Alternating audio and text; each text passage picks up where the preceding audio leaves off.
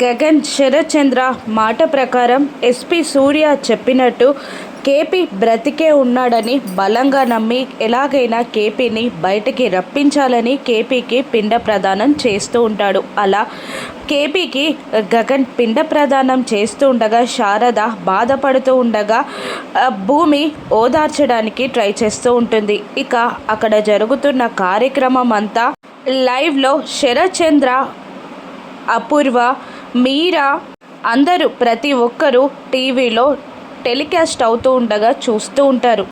పిండం పెడుతూ ఉంటాడు గగన్. శారద ఏడుస్తుండగా భూమి ఓదారుస్తూ ఉంటుంది.